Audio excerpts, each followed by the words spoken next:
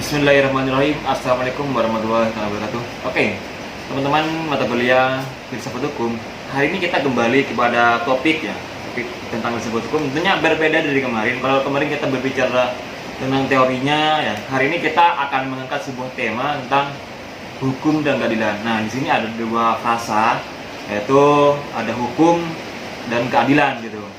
Jadi mungkin keduanya ini tidak akan terpisahkan karena kita tahu ketika dalam penegakannya pasti orang-orang itu mengharapkan ya ada keadilan di sana gitu.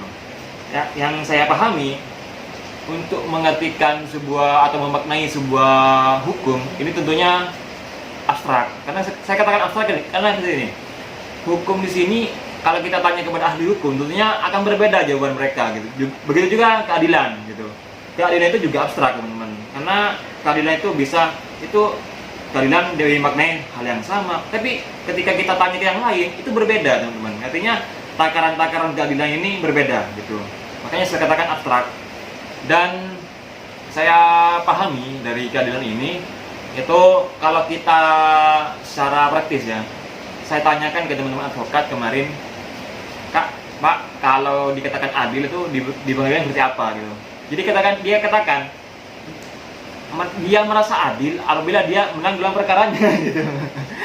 Jadi orang yang kalah dalam perkara itu dia tidak mengatakan itu adil bagi dirinya gitu. Jadi ini makin abstrak ini keadilannya. Kalau begitu saya serahkan ke Pak Zainal. Bagaimana tentang hukum dan keadilannya gitu. Baik, terima kasih. Apa yang sudah disampaikan Mas Os itu prolog ya, pengantar ya, pemanasan lah sebelum kita masuk kepada substansinya ya. Memang kalau berbicara hukum dan keadilan ini salah satu tema sentral dalam perbincangan filsafat hukum ya. Jadi kalau kemarin kita sudah mengenal filsafat hukum secara umum berikut dengan aliran-alirannya ya. Pada kesempatan hari ini kita akan masuk dalam perbincangan yang memang khas diperbincangkan, didiskusikan di mata kuliah filsafat hukum ya. Salah satunya adalah hukum dan keadilan ya. Nah, kalau tadi Mas Aos bilang ini sesuatu yang abstrak ya, hukumnya abstrak, keadilannya juga abstrak ya. Ya memang ini wilayah filsafat di sini Mas Aos ya. Jadi memang kalau kita berbicara filsafat itu memang tidak bisa sekonkret-konkretnya ya. Nanti dia akan dikonkretkan ya dengan ilmu di bawahnya ya, dengan lapisan-lapisan ilmu hukum yang berikutnya ya. Misalnya nanti ada ilmu hukum, ada teori hukum, ada dogmatik hukum ya. Lebih khusus lagi nanti undang-undang dalam bentuk pasal-pasal itu kan lebih konkret gitu ya. Nah, kalau berbicara keadilan ini memang sesuatu yang abstrak ya. Tapi betul yang disampaikan Mas Oos, keadilan ini tidak bisa dipisahkan dengan hukum ya. Karena kalau kita mengikuti pendapatnya Gustav Radbruch itu kan salah satunya adalah tujuan hukum itu adalah keadilan ya. Jadi untuk mewujudkan keadilan, kemanfaatan, ya. Kemudian kepastian ya. Nah, bicara keadilan seperti yang disampaikan Mas Oos, ini adalah sesuatu yang abstrak ya. Makanya kalau kita coba lihat pendapatnya mereka yang menganut aliran hukum alam ya, Thomas Aquinas dan kawan-kawan itu mengatakan bahwa keadilan itu terletak pada hakikat hukum itu sendiri ya. Coba Anda pikirkan itu bagaimana memahaminya, betapa abstraknya ya. Jadi saya ulangi sekali lagi ya, salah satu pandangan dari mazhab hukum alam itu menyatakan bahwa keadilan itu terletak pada hakikat hukum ya. Oleh karena itu hukum dan keadilan ini memang tidak bisa dipisahkan. Bahkan ada yang mengatakan ini identik. Ya. Ini identik. Hukum itu ya keadilan gitu kan.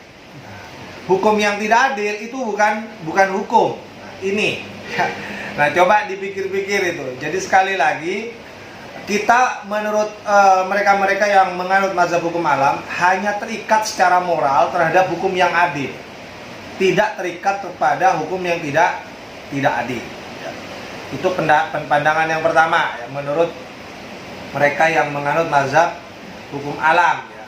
Jadi hukum dan keadilan itu sesuatu yang identik. Artinya hukum dan keadilan ya sama gitu ya, harus sama-sama dicapai, harus sama-sama dicapai.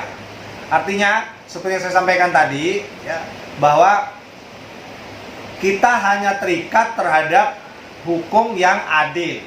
Artinya apa? Hukum dan keadilan itu ya sama gitu kan, begitu kan. Dan tidak terikat secara moral kepada hukum yang tidak adil. Kecuali, nah ini masalah kecuali dalam kondisi-kondisi tertentu ada tuntutan keadaan yang menyebabkan kita kemudian keluar secara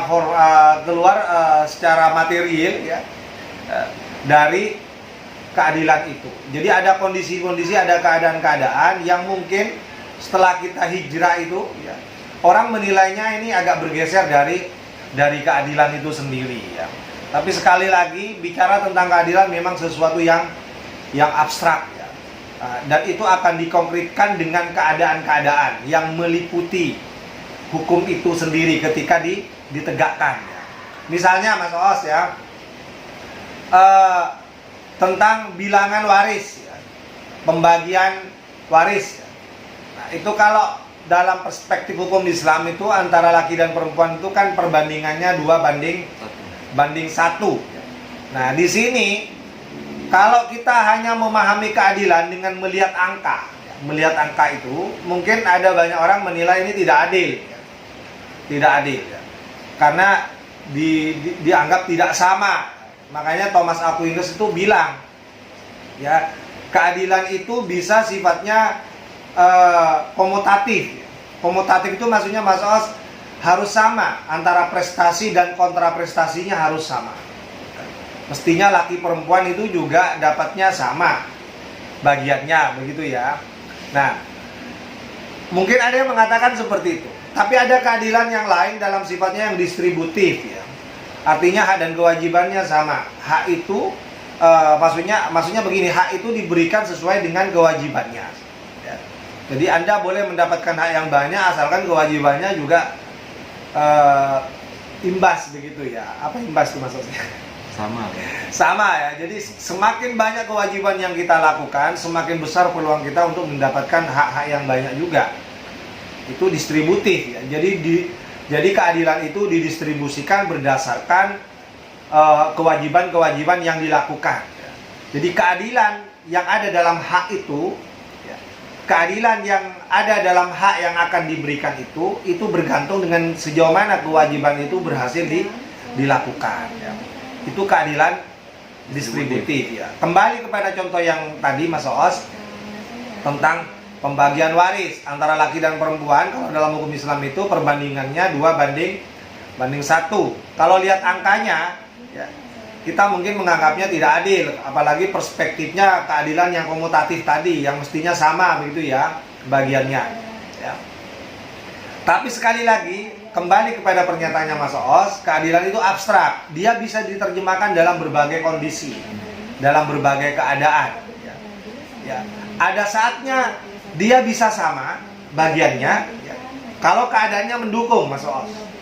Kalau keadaannya mendukung mungkin bagiannya bisa sama dan kita bisa mengatakan itu adil. Tapi dalam keadaan yang lain Mas Oos, dalam keadaan yang lain yang itu berbeda dengan keadaan yang sebelumnya itu bisa tidak adil. Jadi kalau dibagi sama justru tidak adil Mas Oos. Memang harus ada yang dilebihkan daripada yang lain gitu ya. Misalnya ya, saya mengutip pendapatnya salah seorang tokoh kita ya, yang ketika dia berwacana tentang tentang hukum Islam itu dengan istilah apa itu ya, bukan ya semacam reinterpretasi terhadap hukum-hukum Islam yang sudah dianggap mapan tadi itu, termasuk pembagian waris itu kan sudah dianggap mapan Mas Oos. Jadi bagian 2:1 itu hukum Islam yang sudah dianggap mapan. Kemudian itu diwacanakan kembali untuk dilakukan reinterpretasi. Bagaimana lebih berkeadilan ya, dengan mengikuti berbagai kondisi-kondisi keadaan-keadaan ya. Misalnya ya, itu bisa berbalik ya, menurutnya bisa berbalik, yang laki-laki dapat 1, yang perempuan dapat 2 dalam kondisi yang lain. Misalnya, anaknya yang laki-laki dia sudah sukses, berpendidikan sangat tinggi, sudah sukses, banyak hartanya. Sementara anak perempuannya yang satunya itu berpendidikan masih rendah, berpenghasilan kecil, kurang berkecukupan, Mas Os, maka dalam kondisi seperti ini, maka keadilan itu bisa diterjemahkan tidak harus sama, Mas Os, atau tidak harus laki-lakinya dapat 2, perempuannya dapat 1. Bisa saja keadilan dalam kondisi yang seperti ini diterjemahkan, yang 2 diberikan kepada yang perempuan karena kondisi ekonominya sangat kurang begitu, sementara yang laki-laki itu diberikan bagian 1. Apakah ini adil? Nah, berdasarkan kondisi seperti ini bisa adil juga, bisa menunjukkan keadilan. Jadi sekali lagi, makna keadilan yang abstrak itu bisa dikonkretkan dengan menyesuaikan dengan berbagai keadaan-keadaan. Ada waktunya kita menggunakan keadilan yang sifatnya komutatif, dibagi sama begitu.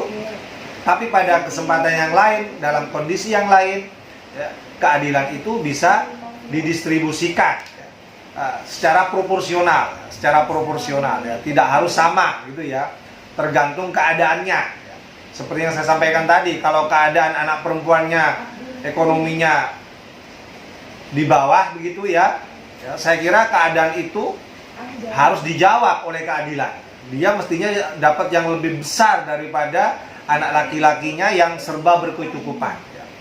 Nah, ini sekedar contoh, sekedar membuktikan bahwa keadilan yang abstrak itu bisa diterjemahkan dalam berbagai angka-angka berdasarkan keadaan-keadaan yang meliputi di mana hukum itu akan diterapkan atau ditegakkan. Nah, ini tentang hukum dan keadilan. Memang dalam hukum Islam itu, Mas Os, ada yang mengatakan bahwa keadilan itu adalah wad'u syai' fi mahallihi, menempatkan sesuatu pada tempatnya ya. Ya, itu juga pengertian yang abstrak juga ya. Jadi menempatkan sesuatu pada tempat itu keadilan. Jadi yang terpenting itu sebenarnya keadilannya, Mas Os. Bagaimana terjemahannya dalam peristiwa yang konkret itu bisa ada seninya ya. Seperti yang saya sampaikan tadi, bagaimana kita meletakkan sesuatu pada tempatnya. Kalau saya berikan bagian yang lebih banyak kepada orang yang paling kaya ya, misalnya, itu bisa-bisa tidak pada tempatnya, Mas Os. Saya berikan anak saya yang kaya raya itu bagiannya lebih banyak daripada anak perempuan saya yang miskin misalnya. Itu bisa tidak pada tempatnya juga, ya kan? Walaupun dalam fikih yang mapan tadi itu laki-laki dapat 2, perempuan dapat 1. Ya. Tapi dengan kondisi yang seperti yang saya gambarkan tadi, kalau anak perempuannya miskin, anak laki-lakinya sangat kaya raya, ya, maka akan dikatakan adil, akan dikatakan dia menempatkan pada tempatnya. Manakala yang perempuannya diberi lebih banyak, yang laki-laki diberikan lebih sedikit. Nah, itu bisa terjadi.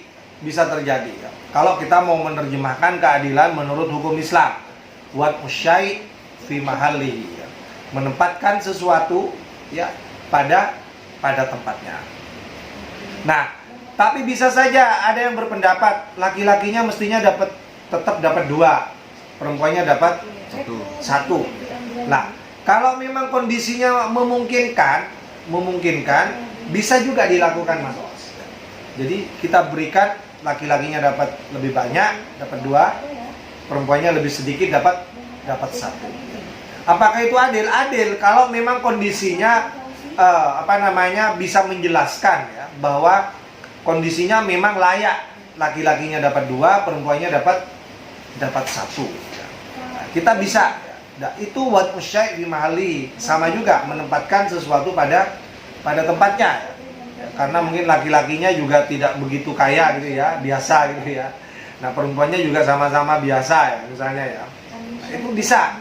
kita menerapkan sesuai bunyi teksnya, yang laki-laki dapat 2, yang perempuan dapat 1. Nah, ini teman-teman sekalian, bagaimana caranya menerjemahkan makna keadilan yang sangat abstrak itu. Jadi sekali lagi, walaupun abstrak, tapi sebenarnya kita bisa menerjemahkan berdasarkan konteksnya masing-masing, keadaannya masing-masing. Ya. Nah, berbeda dengan pendapatnya Thomas Aquinas dan kawan-kawan di dalam mazhab hukum alam. Kalau mazhab positivistik ini atau positivisme hukum itu beda, Mas Awas ya. Jadi keadilan itu selalu berhubungan dengan bentuk daripada hukum itu. Ya, perkara itu isinya adil tidak adil itu tidak ada masalah. Ya.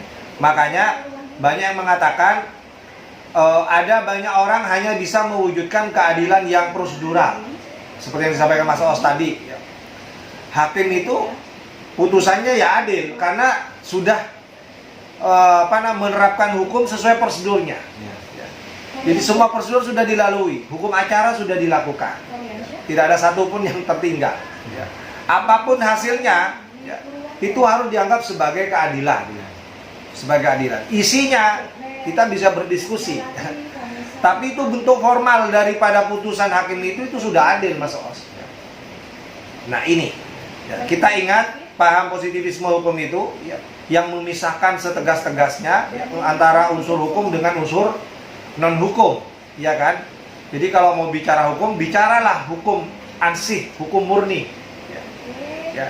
Unsur politik, unsur sosial, unsur ekonomi, bahkan unsur etis, ya. Unsur moral itu harus dikeluarkan. Jadi bicaralah hukum dengan hukum yang murni.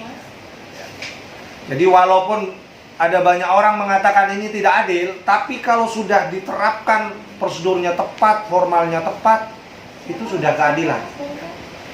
Kalau Anda tidak setuju dengan itu, silakan.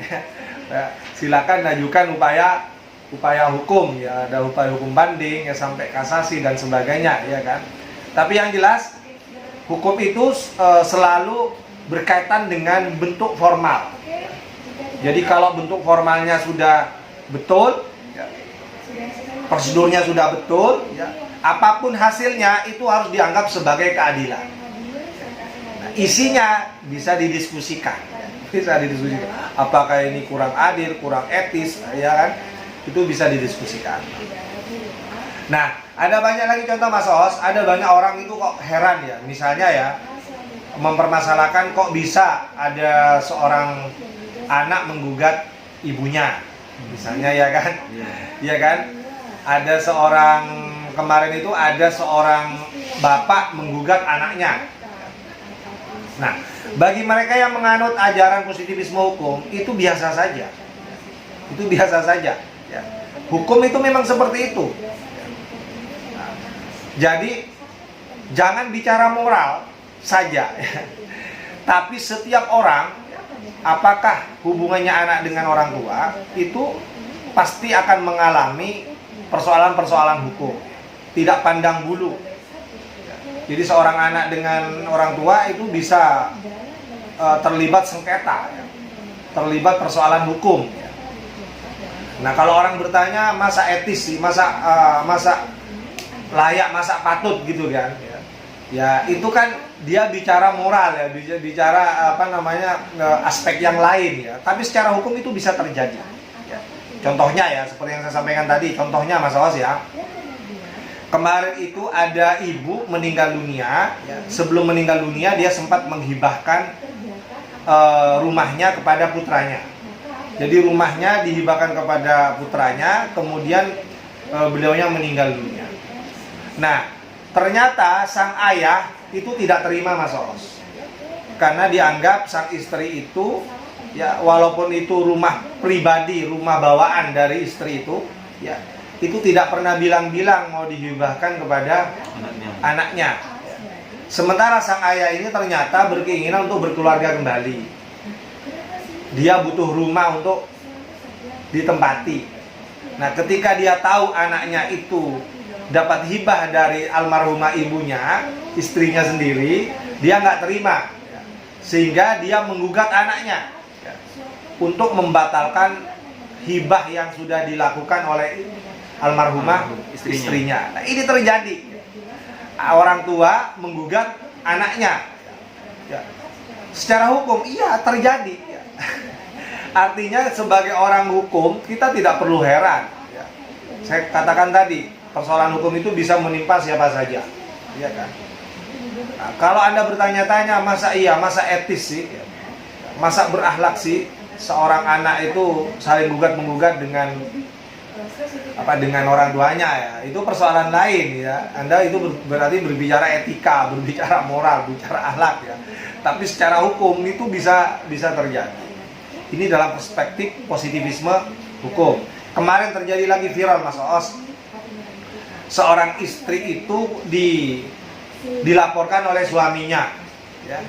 Dilaporkan oleh suaminya karena suaminya sering dibentak-bentak. Pulang dari luar, ya, kondisi mabuk, ya, sering keluyuran, ya. Setiap hari itu dilakukan, dimarahin-marahin, dibentak-bentak oleh istrinya. Kemudian sang suami ini melaporkan istrinya secara pidana. Tidak main-main loh, dilaporkan secara pidana istrinya gara-gara sering membentak. Dan itu diterima laporannya, diproses secara hukum, ya kan? Dipanggil, diperiksa, dilakukan penyidikan, ya, sampai kemudian masuk ke pengadilan. Artinya apa? Ya, perbuatan istri, ya, yang memarahi suaminya setiap hari, ya, walaupun suaminya katakanlah itu salah, ya, sering pulang malam, sering mabuk-mabukan, itu ternyata perbuatan istri itu memenuhi unsur-unsur terjadinya tindak pidana kekerasan dalam rumah tangga, ya.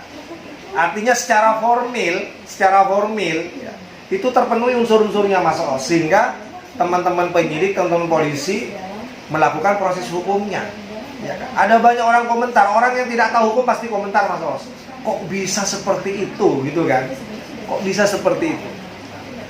Apa enggak kasihan sang suami itu melaporkan istrinya? Apakah seperti itu keadilan, gitu kan? Nah, itu mereka yang tidak tahu hukum, ya, itu pasti komentarnya seperti itu, Mas Oos. Tapi mereka yang pernah belajar hukum tahu bahwa positivisme hukum itu salah satunya itu yang khas, ya. Urusan hukum itu, ya, itu memang kadang-kadang ya, itu bisa terpisah sama sekali, Mas Oos, dari rasa kasihan, dari masalah moral, ya kan? Hukum itu bisa terpisah sama sekali, ya, dari rasa kasihan, ya. Seorang suami tidak perlu merasa kasihan lagi kepada istrinya sehingga lapor terhadap polisi, ya, untuk melaporkan terjadinya kekerasan dalam rumah tangga. Apakah itu keadilan? Itu bisa jadi keadilan, ya. Ya. Walaupun banyak orang mengatakan itu keadilan prosedural, artinya secara prosedur, secara aturan formil itu terbukti terjadinya tindak pidana itu. Nah, ini sekali lagi yang saya kira menjadi pemantik diskusi kita. Silakan Anda berkomentar, ya, tentang hukum dan keadilan ini, termasuk contoh-contoh yang saya sampaikan tadi. Apakah itu menunjukkan keadilan atau tidak? Tulis di kolom komentar sebagai bukti bahwa Anda hadir kuliah pada hari ini. Saya kira itu, Mas Oos, pemanasannya. Mungkin ada yang mau disampaikan sebelum ditutup? Oke, terima kasih, Sen. Ya, gini. Terkait dengan aliran tadi, ya, saya tadi menyinggung tentang aliran hukum alam dan positivisme. Saya nilai secara aksiologis di dalam hukum alam ini, aliran hukum alam ini atau hukum kodrat, ya. Jadi ada rasional dan irasional, ya. Saya menganggap secara aksiologis ini hukum alam ini lebih kepada memang keadilannya, Pak, gitu. Dan kalau berbicara tentang aliran positivisme, yang mana mengesampingkan semua moral apapun itu, etika, yang mana katakanlah hukum itu ya karena ada aturannya atau undang-undangnya, gitu. Sehingga kata-kata Hans Kelsen dari hukum murni. Jadi saya menganggap kalau di positivisme ini secara aksiologis itu lebih mengedepankan kepada kepastian hukumnya, gitu. Maka saya katakan apabila kita tarik kepada keadilan menurut hukum aliran positivisme, jadi saya oh iya betul, ya, lebih kepada kepastian hukumnya yang ada di undang-undangnya, gitu. Ya, makanya ada keadilan yang sifatnya umum, ya. Keadilan yang sifatnya umum itu keadilan menurut undang-undang, ya. Jadi keadilan menurut undang-undang yaitu ya, lebih cenderung kepada kepastian hukumnya ya. Nah, tapi ada keadilan yang kita sebut keadilan khusus ya. Keadilan khusus itu ya keadilan yang proporsional tadi itu, dengan mempertimbangkan konteksnya, mempertimbangkan kewajibannya, ya kan. Nah, itu biasa dalam perbincangan filsafat hukum yang kita pelajari itu ya. Jadi ada keadilan umum, di mana keadilan umum itu sebagaimana yang tercantum dalam undang-undang, yaitu keadilan itu. Nah, kalau tadi disampaikan Mas Oos, kenapa ya positivisme hukum itu lebih dekat memahami keadilan itu sebatas kepastian hukum, iya kan? Yang penting secara hukum itu sudah pasti ada hukumnya, iya kan? Sudah proses saja, enggak terserah itu anaknya, apakah itu orang tuanya, pokoknya secara hukum dipastikan ini memenuhi unsur-unsur terjadinya tindak pidana misalnya, iya kan? Nah, jadi lebih cenderung kepada kepastian hukumnya. Tapi kalau hukum alam ini memang dari awal saya mengatakan bahwa dia lebih banyak bicara tentang keadilan itu terletak pada hakikat hukum itu sendiri. Jadi dia lebih lebih mengutamakan keadilannya ya, daripada kepastian hukumnya. Ya. Tapi mungkin nanti yang aliran hukum sosiologis Mas Oos, yang sociological jurisprudence, dia lebih cenderung kepada kemanfaatannya. Ya. Bagaimana hukum itu bermanfaat untuk semua orang, ya, untuk semua manusia. Ya. Jangan sampai kita membuat putusan hukum kalau kita hakim misalnya bikin orang kemudian menjadi tidak baik, ya, menjadi menangis misalnya ya. Seperti kasusnya siapa itu yang dulu nenek-nenek itu, mbah-mbah ya, hanya sekedar mencuri sesuatu untuk dimakan, ya, kemudian dia berurusan dengan hukum, ya, sampai masuk itu Mas Os ke pengadilan ya. Hakimnya ternyata punya jiwa sosial yang sangat tinggi begitu ya. Jadi dengan mempertimbangkan aspek-aspek sosial ekonomi dari sang nenek itu, putusan hukumnya ternyata sangat sangat manusiawi ya, sangat tuntutan pidana juga sangat rendah begitu ya. Tapi tetap dihukum. Tapi diakui atau tidak, sang hakim ini memang terpengaruh ya. Bagaimana hukum itu bisa bermanfaat ketika itu dijatuhkan kepada seorang nenek dengan segala kekurangannya dari segi ekonominya, dari segi sosialnya ya. Sehingga tuntutan hukumnya, vonisnya juga sangat rendah dan sangat ringan begitu ya.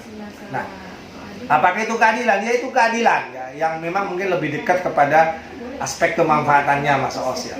Kalau dia lebih dekat kepada kepastian hukumnya, nenek ini bisa dihukum bertahun-tahun juga ya, lebih apalagi dari itu pencurian ya, apalagi pencurian ya 5 tahun bisa 5 tahun itu kena kan. Itu kalau dekat kepada kepastian hukumnya. Apakah itu adil? Adil gitu ya. Jadi kalau dikatakan adil gitu ya. Nah, jadi sekali lagi jangan takut untuk menegakkan keadilan ini. Apakah Anda akan menggunakan kepastian hukumnya? Artinya dengan lebih cenderung lebih cenderung kepada kepastian hukumnya ya. Silakan saja keadilan itu dimaknai dekat dengan kepastian hukum, boleh kalau Anda jadi hakim. Atau Anda jadi hakim memutus perkara kemudian lebih dekat dengan kemanfaatannya misalnya ya. Boleh juga lihat aspek sosialnya, lihat aspek ekonominya ya. Orang yang akan dihukum misalnya ya, boleh. Atau sebaliknya, Anda lebih mementingkan keadilannya misalnya ya kan. Siapapun dia, yang keadilan yang harus diutamakan misalnya, silahkan saja ya. Semuanya itu adil. Semuanya itu adil, walaupun abstrak tapi dia bisa diterjemahkan dalam berbagai keadaan ya. Bisa dekat dengan kepastian hukumnya, bisa dekat dengan kemanfaatannya, bisa dekat dengan keadilannya. Saya kira itu Mas Oos ya. Sudah 29 menit. Oke, terima kasih. Kita closing ya? Kita closing dulu, kita lanjutkan untuk pertemuan berikutnya ya. Oke. Pesan dari saya, walaupun langit akan runtuh, keadilan harus tetap ditegakkan. Kita tutup perjumpaan hari ini. Assalamualaikum warahmatullahi wabarakatuh.